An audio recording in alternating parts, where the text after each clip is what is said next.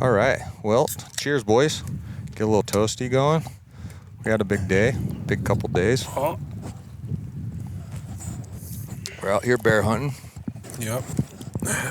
Day 2 of bear hunting. We're back at the truck already. Yeah, we sent it into a pretty awesome canyon. I loved it. It was beautiful. And we had a long day. And then we found a bear. We made an attempt on the bear. We didn't find the bear. Now we're back at the truck for a little rest and rehabilitation. You call that. Yeah, the wind's picking up, so you might hear a little wind noise. This clouds? podcast is brought to you by Ford F-150 Pro Onboard Power. Thank God for that, dude. But no, the real sponsor of our podcast, Go Hunt. Yep. Got to shout out to the boys a little bit. I'm wearing head to toe. I'm head to toed out and Go Hunt right now, dude. Were you wearing the socks?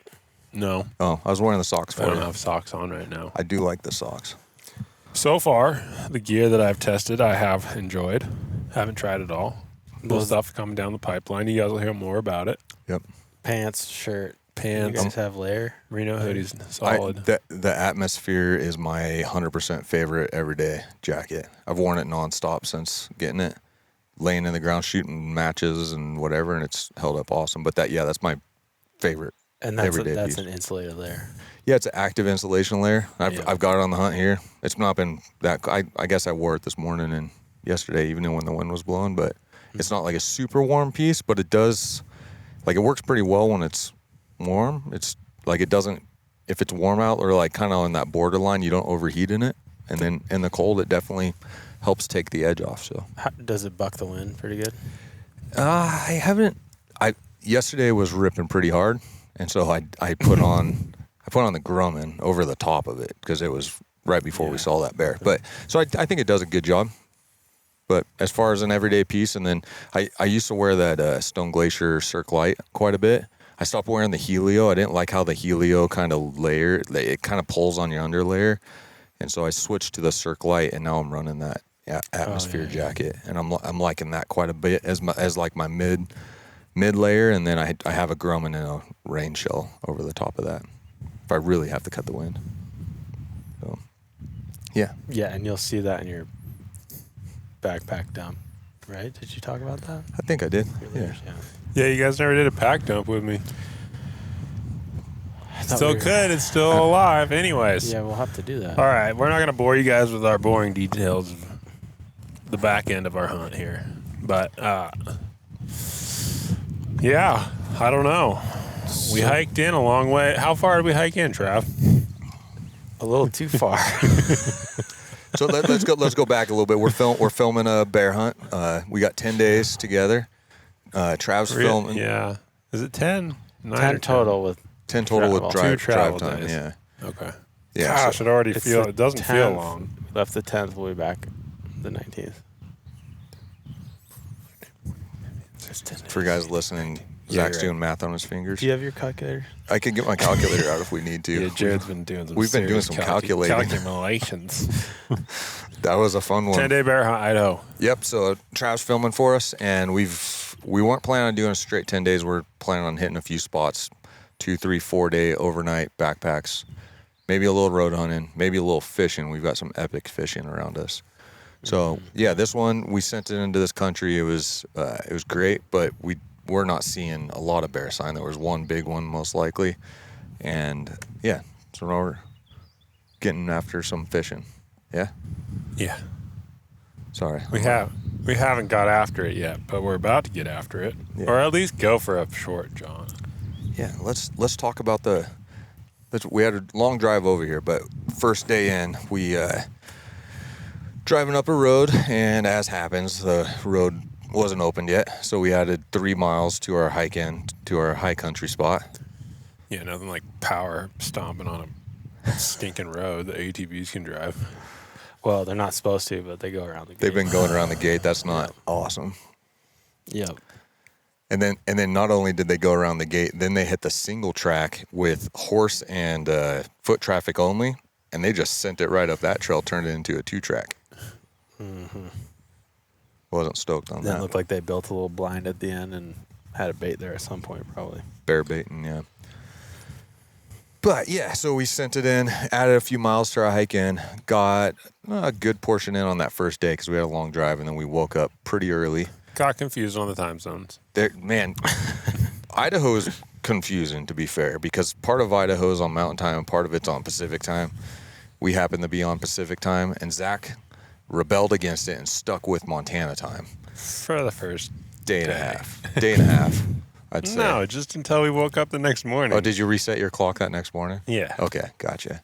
Well, I was confused because I was looking forward to an hour of sleep, and I look over and Zach's fully like, your tent was already down and I'm still sleeping.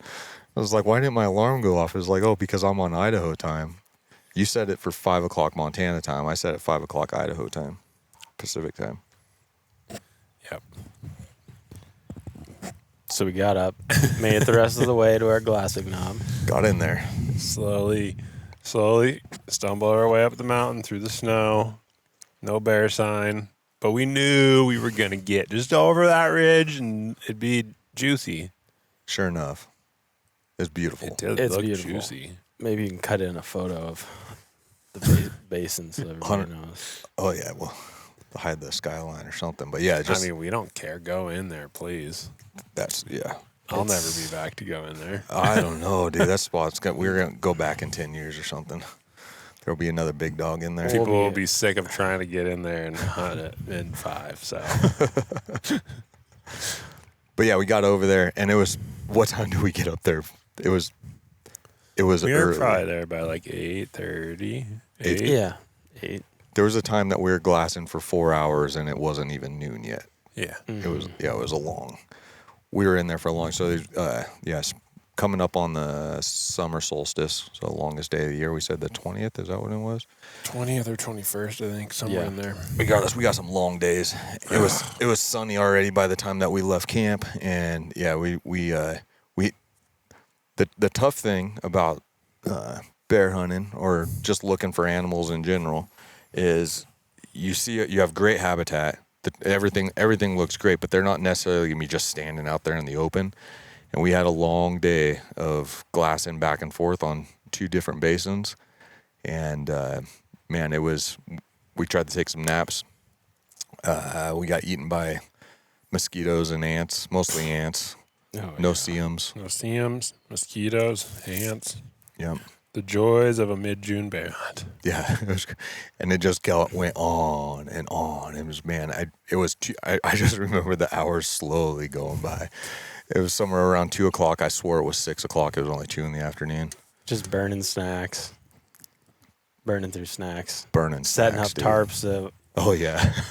escape the beating sun And so that you can still glass. Yep. It was the sun was aggressive, and then the wind came on, and it's funny how much mental discipline or mental training that it is to sit up there all day. You know that there's something in there. We were like pretty confident there's a bear in there, but like to stay positive was, I don't know about you guys. Like I went through a phase where it's like, God, this day is so long. When are we going to see something? Yeah. And it's definitely mental discipline training or something like that, to sit up there all day and keep being diligent, keep looking through the binos, move over to this side, check that side, then come back over to this side, check that side. Oh, there's so many guys I know that they'd have to go somewhere. They couldn't just sit there and glass. Yeah. Yeah, well, and it's this beautiful basin. We got snow up in the rocks, cliffs with waterfalls coming down above. It looks amazing, but a lot of those openings are huckleberry brush, lots of huckleberry brush, and then some grassy areas, and then timber. And so even you could tell, like, it looks really good. This looks like there should be a bear in this basin, but you just kind of know, like, we would literally just have to glass it all day because you needed the bear to step out in one of those few spots where we could see it, because it's really hard to see everything. It's just there's so much cover. Yep. Even though it looks, from the naked eye, it looks like you could see anything on that hillside, but huckleberry brush, this tall. it looks like a nice like manicured grass lawn from across the way at 2,000 yards, but you get over there and like the brush is over your head. Mm-hmm. Yeah, so we and then the wind came up. I had to take the tarp down because it popped a stake, launched a stick into you, it broke a branch into your head, and Tarp survived. It survived. That's go hunt tarp, man. That thing actually, because it was aggressive, like how much wind that it was taking, and I finally gave up trying to keep it up and took it down, and then I was on the off side of the ridge, complaining about something with my dope. I believe. My goodness, you were probably using a calculator. You probably buy your TI-83 with you. I'm just gonna say, like, I'm pretty adaptable most of the time, but man, I'm done with putting guns together last minute and trying to get everything ready because it added a lot of stress to this trip. Well, you guys earlier on in the day, you guys were on the far ridge. You guys took some shots. Yep. It's like We dropped some bombs. That's where you need a bomb button on the bomb button. I'll get you one of those. I'll get you one. So you guys sent it at like over 1,000? It was 1172 or something like that. Yeah. Zach crushed it as perfect as it could be on a rock it was like lichen or a bush grown out of a crack that must have been about this big, and he center punched it. And I missed it. Again, that's a long distance, but I missed it a little low left, I think, and then I was low and good wind call. Not by a ton, but I just have high expectations for myself. Is really to make sure that my dope is good. That's really what it comes down to. Is because I know at the end of the day, the electronics and all that stuff, they're only as good as the knucklehead running them, right? And like they just weren't perfect, and I wasn't stoked about that. I was grouchy a little bit about it, right? Like I tried not to express it too much, but I know it still comes off. I radiate it. But Jared's not talking. He's on his calculator over there. He's so happy right now.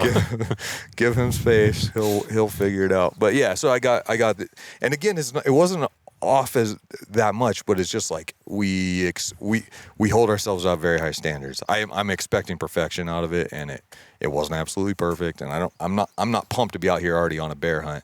And again, 1172, I'm not going to shoot that far, but I still want it perfect. Mm-hmm.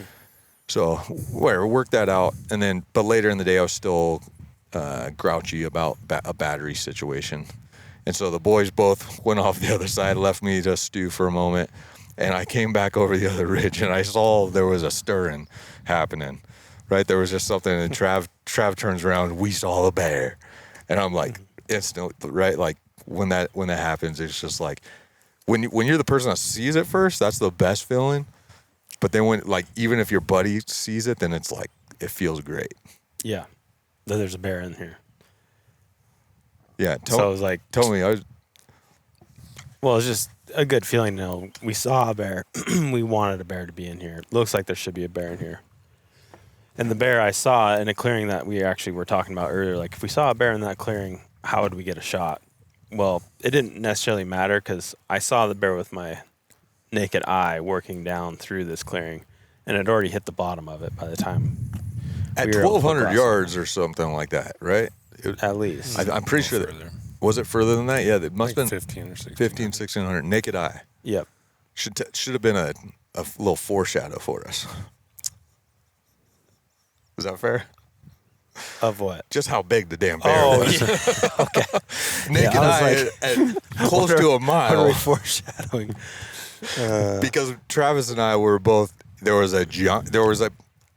In my mind, there was a normal sized bear and there was a cub. That's what my eye was interpreting it as, right? Yeah. I saw one bear. They made it into the timber. We kind of looked ahead of picked the path that the bear was headed. Saw it one more time through a very small gap, probably about the size of Zach's truck, and there was two bears that ran through there. It was like, oh, that's interesting. It's either a sow with a big cub, like a giant sow with a big cub, or it's a boar and a sow. Mm. And so then we looked to the next clearing that we thought they were maybe going to come out to. And eventually they made it out. And they picked a weird line in that it was hard to see them initially because they like picked. You just get a Super glimpse. weird line, yeah. And they're coming down. There was like, oh, they're here. And then Zach at that point was like, that's definitely a boar with a sow. Like, that's Yeah, a big bear. I got one look at him through the spotter, and I was like, no. You guys are wrong. It's the time. It's their breeding season, and that's a big boar with a sow. Yeah. And they were moving down canyon. I was like, we should probably grab our stuff and get down the mountain, which was met with some slight, pushback. But Well, we had the dilemma. We had all of our camp on our back still.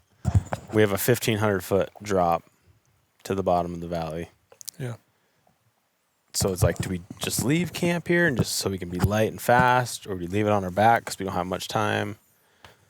And we went heavy and fast. We went heavy and fast. Took it all.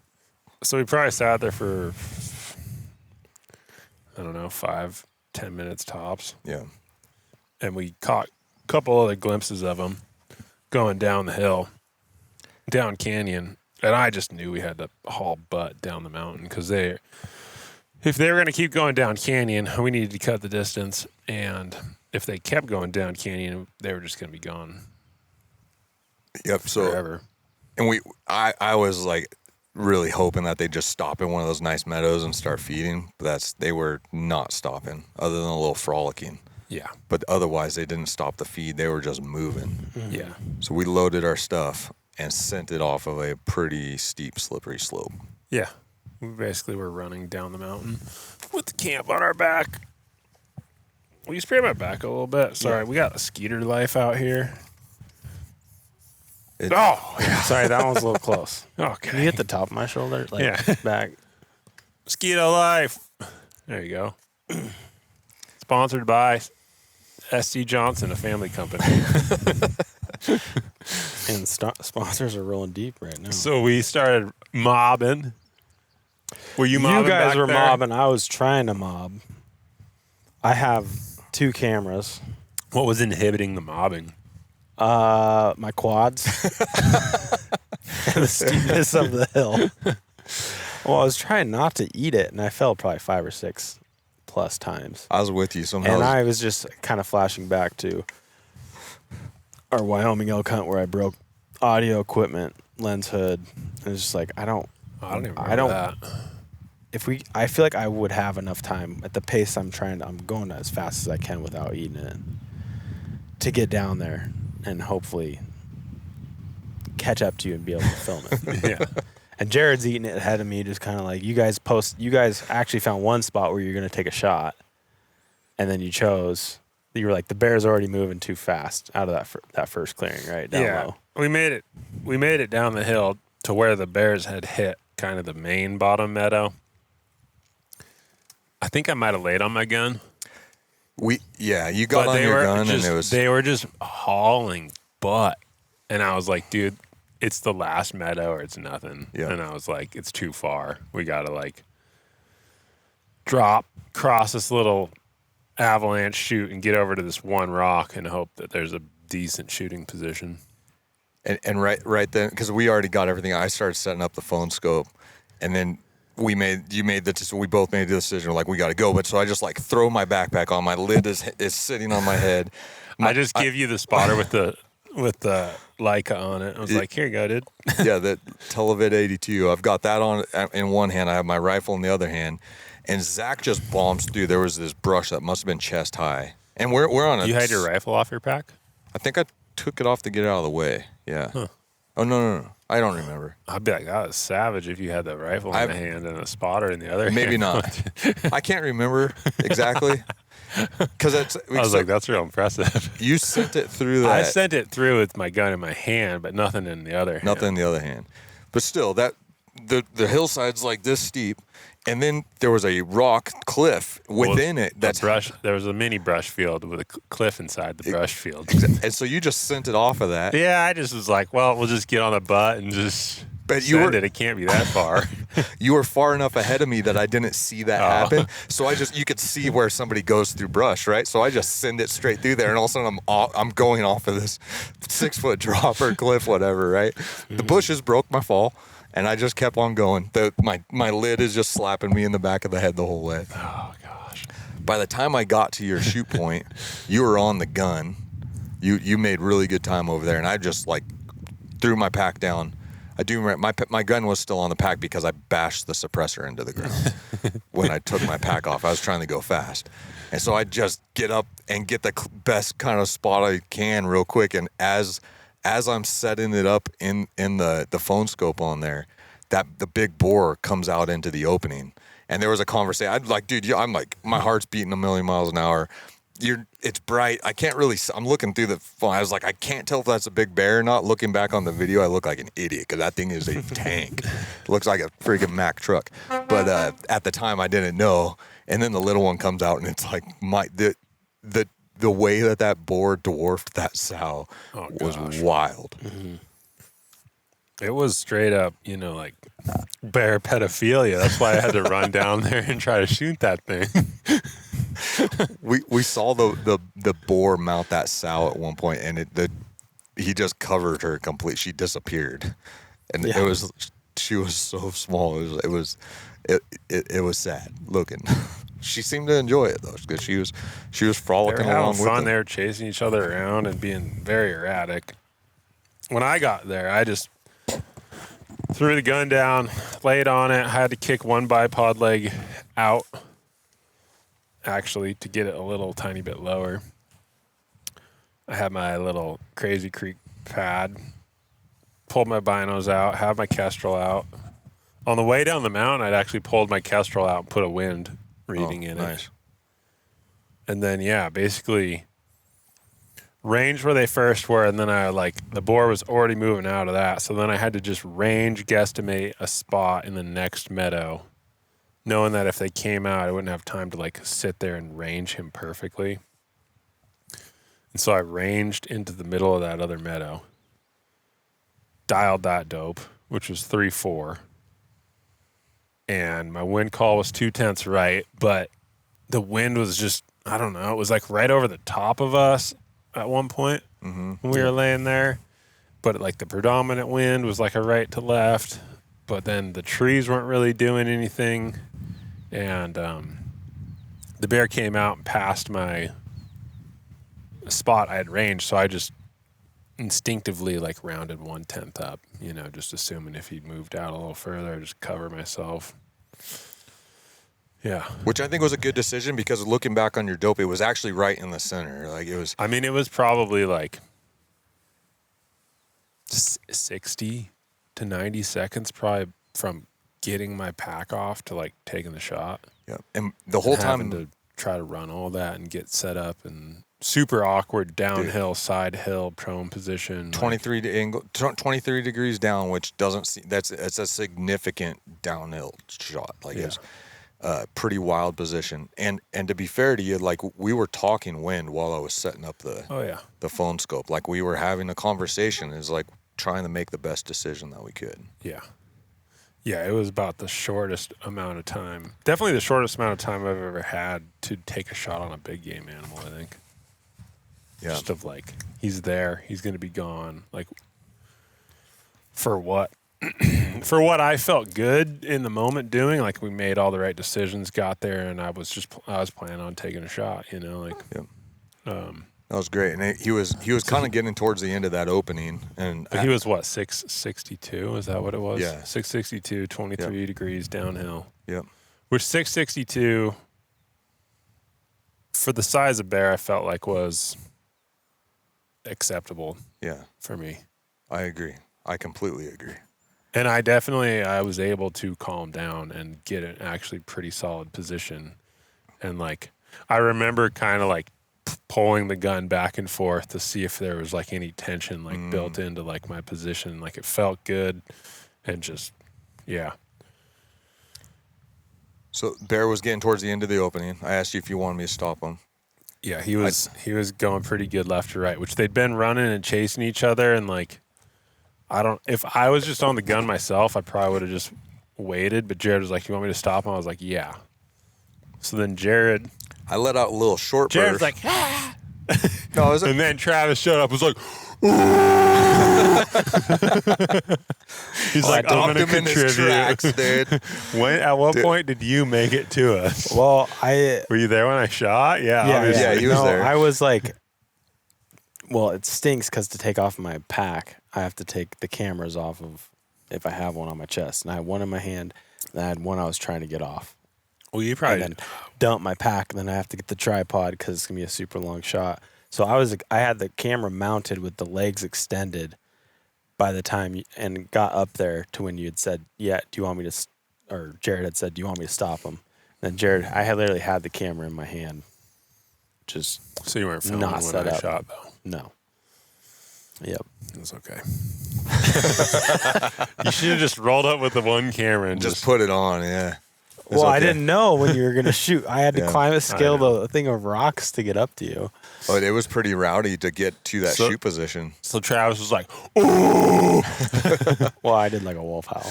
You did whatever, but that Yeah, it was was all- just for dramatic effect. It was great. So he stops broadside and looks in our general vicinity. As soon as he stops, I'm Yeah, and you pretty much sent one. you sent a good shot. And this is the thing. You saw your shot.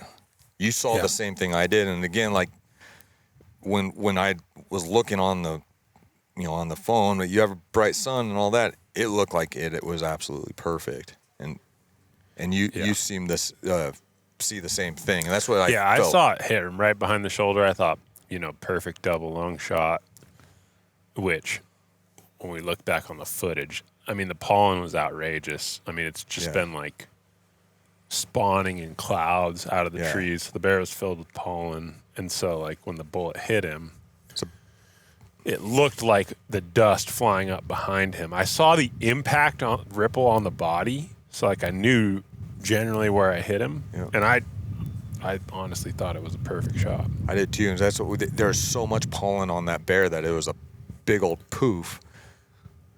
Which, in my mind, that was like you said, it was the dirt exploding up behind him, and it all looked perfect to me. And then, we were pumped. It was to see it come together that quickly, in such a gnarly bomb off the hill. All your practice to get your dope and and you made a good solid, you checked your natural point of aim and all that, right? Like you made a solid shot. Your recoil management was great because you saw the impact. Mm-hmm. So I feel great about all of that. Yeah. I don't feel bad about any of it other than I didn't kill the bear, which is really frustrating because it was obviously too far of a shot for me in that scenario, even though the judgment call as it happened, everything felt good. I didn't feel like I was pushing my personal limits at all. I felt like I was very capable in that moment of executing that shot at least 80% of the time and killing that bear. High certainty that most of the time, and you just don't get a test on live animals that much, So it's you have to, you're always, unless it's hey, slam dunk, obviously if that bear's feeding in the meadow, we get way closer. Yep, 100%. That was the opportunity that was presented. You either are going to take this shot right here, and I got on the gun, I got my dope, and I felt good about it, and I took it. And it just didn't pan out, which we went down there and couldn't find him immediately, and then looked at the footage closer, and I had hit him slightly more forward than I wanted, kind of straight up from the shoulder, and probably, 6-8 inches down from the top of the back, probably. Maybe less. Yeah, maybe less than that. Like it might have snuck just under the spine, maybe. Yeah, it Whatever looked like that it is. just went under the spine, but above the lungs. And Kind of no man's land. for a bear, probably slightly, just ever so slightly in front of him. So it was if I would have, my aim point when I shot at the bear was center of mass up and down and then behind the shoulder, but probably tighter than I should have shot behind the shoulder. Because a bear's vitals do sit back a little further than deer and elk. Yeah. And I'll hug it fairly tight for deer and elk. It's probably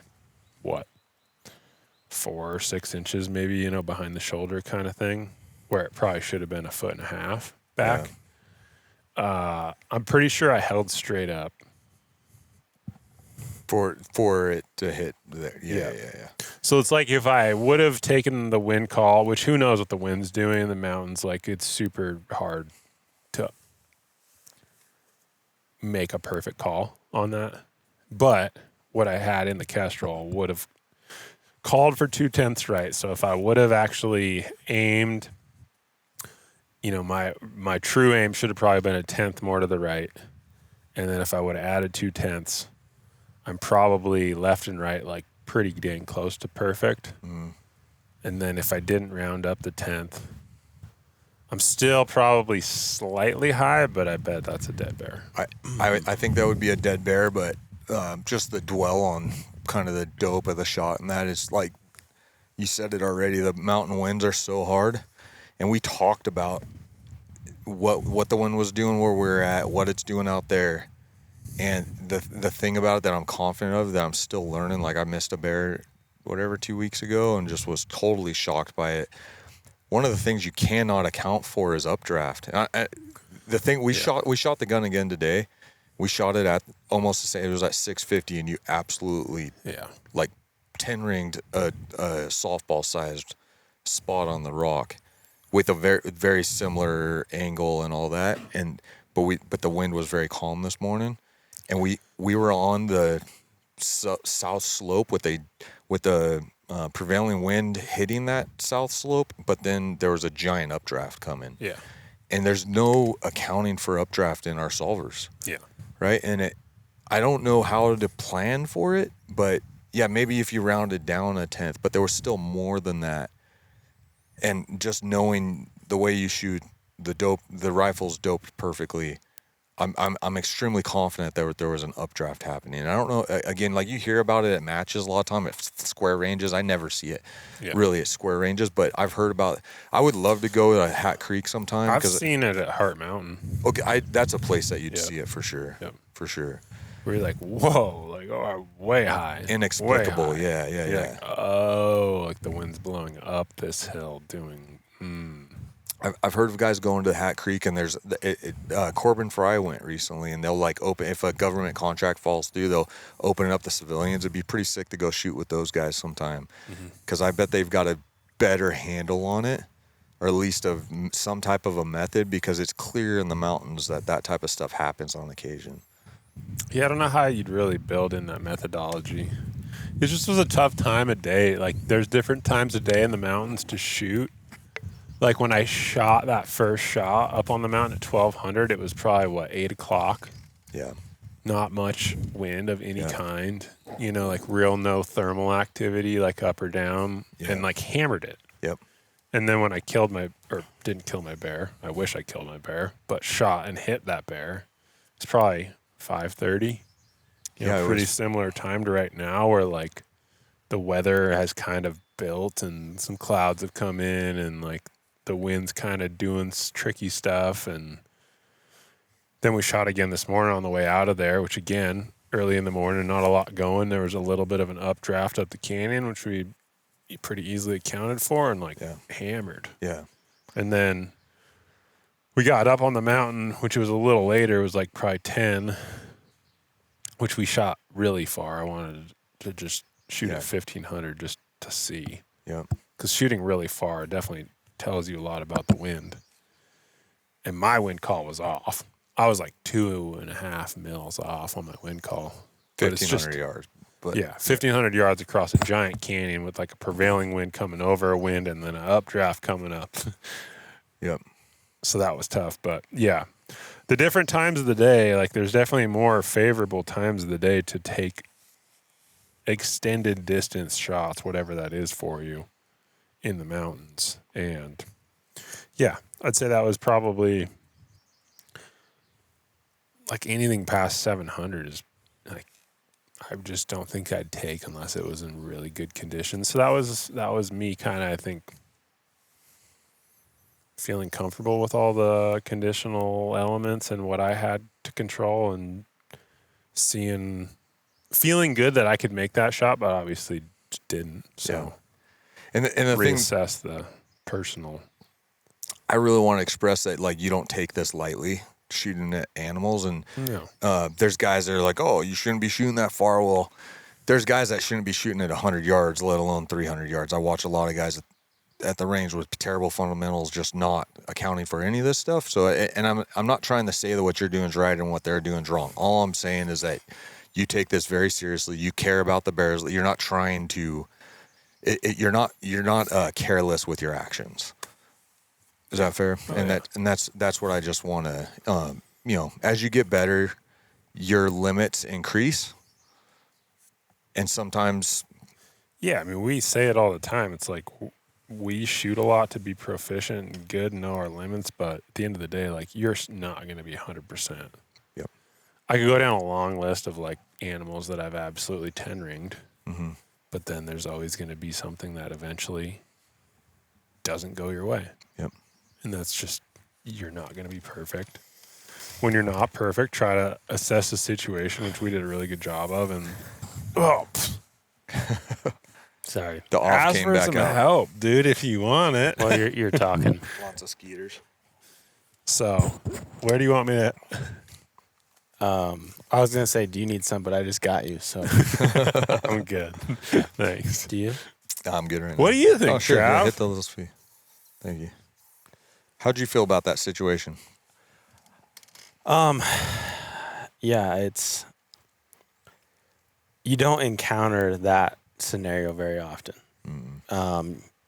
But it's like a combination of a lot of things where we have to cover country to get in a position because a boar and a sow moving down the drainage to do who knows what. Like, they're not really stopping other than to do some breeding. And so, yeah, I think you guys did everything perfectly. Got to the spot. I mean, Zach felt comfortable with the shot and took the shot. And yeah, you had a minor miss from where, you should have hit initially, but it just, like you were saying, that's just how it goes sometimes. Like, you felt like that was a shot you can make, but you can't control all of the variables that were involved with that shot at the time. It could have there are just so many things. Like, the dope, had you read it as you seen it without doing that one click, probably a dead bear. So it's just one of those things, like, it happens, unless you're just shooting extremely short shots, which there was no opportunity for a short shot there. Yeah. And initially when you watch it live, like full, like normal speed, looks like you crush him. And Oh, yeah. We didn't take it filmed till a bunch on the mountain. Like, that's a dead bear. Like, that thing is absolutely smoked. Like, Yeah. this is going to be so awesome. Well, then once we got down there, we were able to pinpoint, looking at the video, exactly where that bear was standing. You could see where there was some stuff that he had torn up after you hit him. Because he flipped. And You flipped. And it's like, we saw the path he took, and then he went into this long grass, and it was even at impact. Usually you have a little blood splatter. Yep. There was nothing. Yep. And then even into the long grass, like, no blood. And I mean, we covered all that area. Yeah. Like, I bet I went 400 or 500 yards down canyon on both sides of the creek. Yeah, we We gritted. definitely gritted pretty hard. and went back looking for blood, because a lot of times they won't start dropping blood on the ground a bunch, but checking up high off the ground, because they'll just brush. There was zero blood Yeah. anywhere, and we got on his tracks, not from blood tracks, but his running, because he's a giant bear, just freaking grabbing ground, and there was no blood whatsoever. So yeah, we did our best. Yeah, we did our best. We did what I've been on a lot of bear kills, probably over 30, and we did everything that I felt like we should have done. It just didn't. No bear. Yep. So we camped in the bottom with the skeeters, and then today we climbed out of there, and Yep. I don't think there was really much happening up in that drainage other than those couple bears. So we just made the call to come back to the truck and regroup, and we'll go somewhere else now. Yep. It was a good little rip, and at the end of the day, like, if you hunt long enough, you're gonna miss bears, or you're gonna miss animals. You're gonna wound it. Like bad stuff's gonna happen. Like the better you get, you're gonna minimize those things. But it's like I don't think you could ever get to a point that you're not gonna have imperfection, right? Like it's gonna happen. But which at the end of the day, it's like, dude, I don't care what anyone has to say because I know what I do to try to be good at this. Yep. And like I'm content with it. Like I don't feel bad at all. Yeah. I do feel bad that I hit that bear and didn't kill him and didn't go down there and cut him up and take him home. But like I don't feel bad. Like I put a lot of work into trying to be good and make good judgment calls, and like you just can't be perfect, and that was one of those scenarios, and we'll try to be better, and that's pretty much it. Yeah, but we hyper analyzed what we could have done to be better. We shot it again today just to try and double check that what we think likely happened was it, and that the gun is still dialed. So yeah, but for me, those things are going to happen. I'm not trying to downplay it, but they are going to happen. It was a pretty epic first little rip for me. Like I freaking yeah, it was tough because that bear was an absolute slob, and so it's like that's my first. I feel bad if we see more bears. We should, because that's the first real giant that I've ever seen. Yeah. So, and it made sense. Like, I was like, Zach, well, just shoot the bear, dude. Like, it doesn't matter now seeing what a real giant looks like. It's like, yeah, Jared was always like, I'll shoot any bear. And I was like, no, you're not going to shoot any bear. Although over here, we're in very heavy bear country. Not that it's easy to see them and find them because there's so much timber and country that's just very difficult to locate bears in. But we have...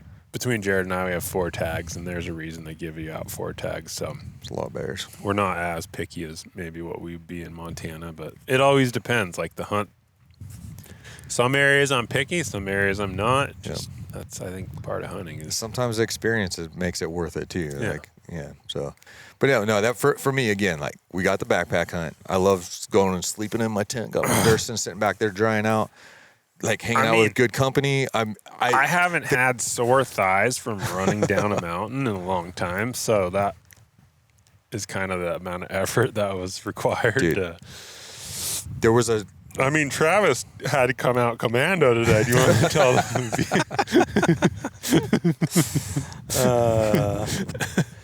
Explain to us how I'm 4 kids trains you for mountain hunting. Hurting unit right now. I had sore quads on top of just sore legs from hiking and keeping up with you goons. And keeping up is like a overstatement. It's usually following you by like 100, 200 yards. He's tracking us. When like I catch up to you, it's all good game, but keeping up with you guys is hard. And then when we came over here, I had packed I have selective underwear that I like to wear out hunting because it's like you kind of find like good undies that like you're good at hiking in, and like they're good for out on backpack hunts and covering miles. Anyways, I had a pair that I just grabbed out of my collection that isn't those for traveling over here because I had packed all of my good ones in my bag. Yeah. When we got here, we were kind of in a hurry to try to like cover country to get back to our hunting spot. I didn't change them, so kind of started yesterday, feeling some abrasion down there, and then today with the 1500 vert back out, and then the 6 miles or whatever from there back to the truck. Got some pretty sore spots down there where it's hard to even sit down. Oh God! Like more than I think I can ever remember having chafage. Wow. So yeah, I got to the point where I just ripped them off, and it felt a little better, but the damage has already been done. So we got 7 days left. It's gonna suck for a minute. Yeah, I think it'll be good to take give it just a rest, and We have 6 days left. 6 days start left. ripping again. 6 days left. It's gonna be good. Yeah. Well, and back to Zach's comment. I haven't been out in the mountains much this spring. I've been out once. And so just packing camera gear, backpack hunt. Well, now you can go home and you tell Sarah, you say, hey, I got severely injured. I got to do more training.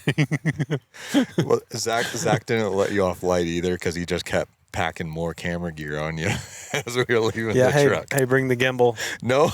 Were you planning on? I carried a lens for him. I stayed out of it. I just kept watching. How many batteries? Oh, okay. Yeah, I think you need at least 4 more. What lens? Yeah, you're going to need at least the other one too. You didn't have to pack a spotter either.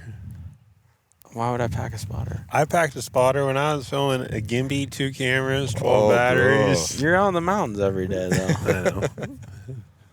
But I'm just saying it could have been worse. It could have. Could have been better, too. Regardless, it was great. This was only my second time hunting with you, Travis. Yeah. I had to leave early on when you killed that giant bull that went off a cliff. But yeah, I enjoy hunting with you, and it was fun to get back out here. Yeah, so, yeah. This isn't even close to as tough as that hunt. Yeah, that one was pretty tough. That was a pretty tough hunt. I missed the bad part of it too. I guess you missed the Nars end. Yeah, yeah, the double valley, traverse in deep snow. Yeah. Oh yeah, that was rowdy. Yeah, I came back for the pack out, but that wasn't even that bad. No, we had a horse at the bottom. By the time I had killed that bull, he was as close to the trail as he could have been on the whole hunt. So yeah, which was crazy. Yeah. All right. You guys want to cover anything else from today? Just if you have any extra calculations you need to share. I can do some calculations. So yeah, I'll say it. So there was a follow-up shot. Can I say that? Is that good? Yeah. So there was a follow-up shot. Because you should. I mean, dude, even if I see a good shot on an animal, especially a bear, I'm shooting again if I can. 100%. Totally agree with that. And so there's a follow-up shot. Zach, we shoot movers and matches. We have an idea about how much to lead them, but it's like we haven't done a calculation. So we're like, how fast do you think the bear's running? Yeah, I was like, I bet I led the bear by a bear length. And then we guessed how many miles an hour he was running. And so I was like, I'm going to do the math on how much the lead is. And I could have just put it in the Kestrel. I was thinking about that after, because the Kestrel will tell you lead. But I did the math. And I was at 5,280 feet in a mile and 20 miles an hour times.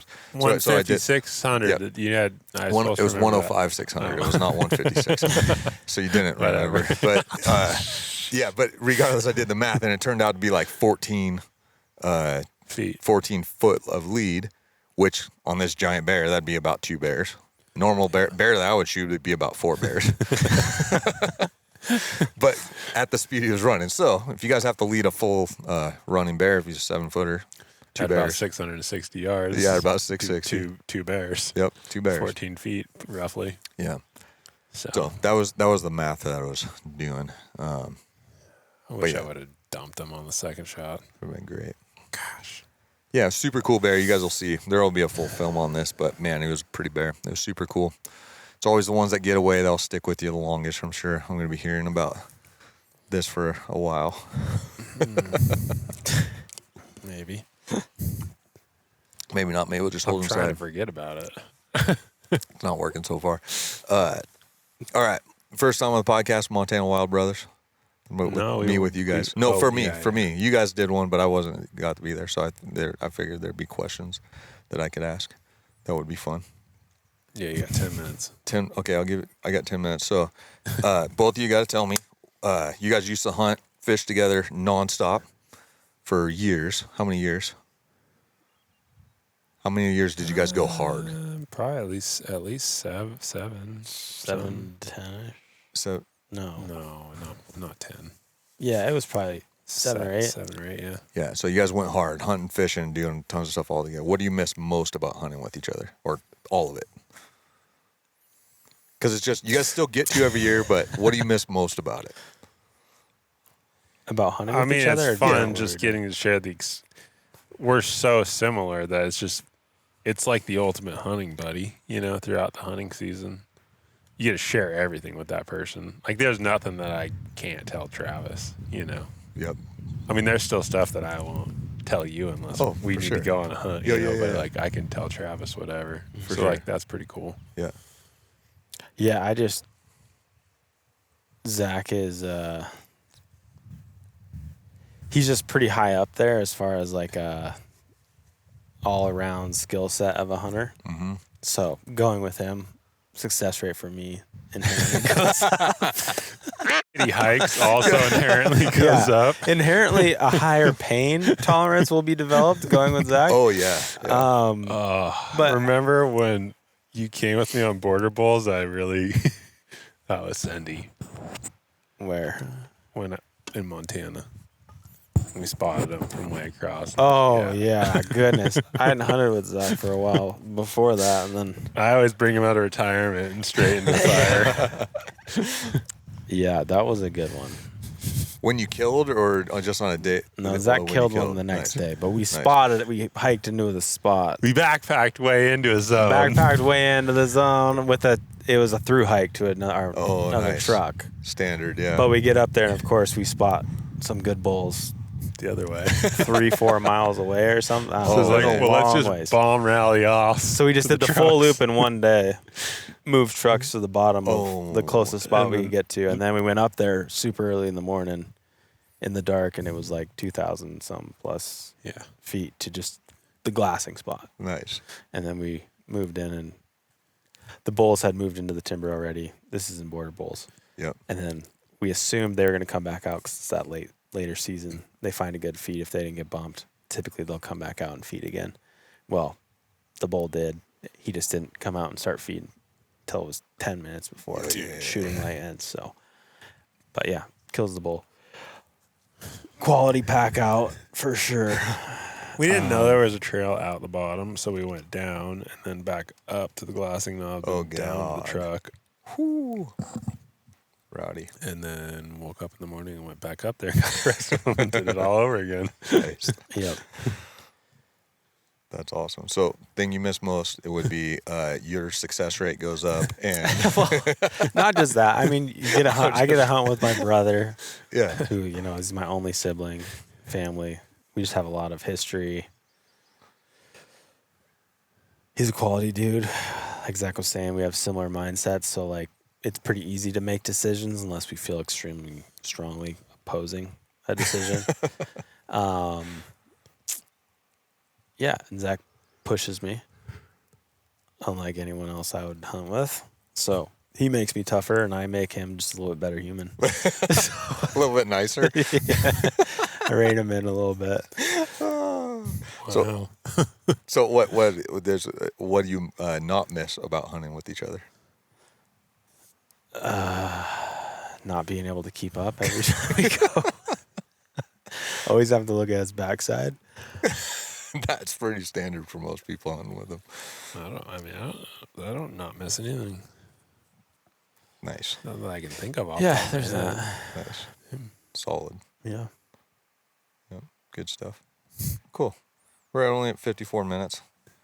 That's pretty good. That's the only one you wanted to ask. Yeah, there's just those two.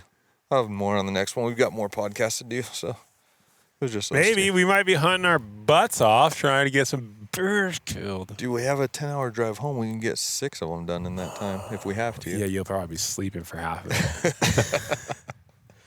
Dude, I slept in the worst part of the drive. I didn't even sleep when it was a nice I part didn't of get the to drive. sleep at all on the drive. You didn't? You No, never- because no, yes, Travis, you did. No, I did not. You 100% dozed off. No, I didn't. When we were driving down the, that spot. I don't know how much you want to share. No. You did Travis not doze was off. sleeping and He I stayed 100% awake. did. Because I don't like drivers not having someone. I Especially remember, when it's windy and it's a I long remember drive. eating dots and looking over and you were out. No. Dude, I'm pretty confident. Dude, I don't I think you swear remember that I you did drifted. not sleep at all. You had your sunglasses on and your head was against the headrest. I remember. It was during that spot where the rapids were. No, I don't was know. awake I don't through think- all that. The whole time. Yes. Okay. I didn't go to sleep till the bottom of the rapid zone. You didn't? It was around that time. Everybody was out, including me. Well, it was hard to it was hard to sleep with Oh, the windy road. I don't know how I slept on the dirt road.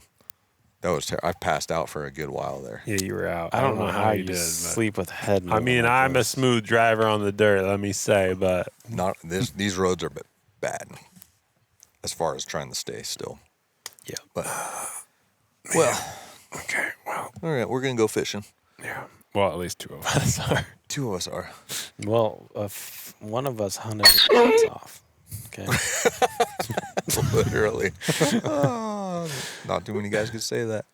You can be in charge of dinner. I'm gonna work on dumping cars, charging batteries, and getting my gear in order. I like it. Well, I'm stoked to be hunting with you, Travis. You've spotted the only bears of the trip. Yep. So thankful to have you, because otherwise, We have seen 2 bears and 1 deer. Very animal dense area. In case you guys are wondering, if you want some great deer and elk hunting spots, just come over here. if you want a pin, hit us up. Happy to share it. You'll enjoy yourself. This will be your best hunt ever. Yeah. All right. We could kill all the bears here, and I don't think it would help. I agree. It's just It would help in the nasty slightest, place. probably. Very It slight. would help, but Well, and it's extremely thick with they need wolves. some serious logging, fire, something happening here. Yep. A lot of predators. thick. A lot Yeah, of forests thickness. aren't meant to just keep growing indefinitely. They have there's a whitey. Dang it! Yeah, it just ran through. It's running down to the creek. But yeah, forests are not meant to just indefinitely keep growing. They have a life cycle. Most of the trees have a not hundreds of year life cycle. They need the burn, and this is kind of one of those places that very clearly needs a recycle. But Next time we talk, hopefully there's dead bears. yep, it's definitely gonna be some fish. Or dead wolves. Dead wolves would be cool too. Dead wolves. Yep. Yep. All right, thanks guys.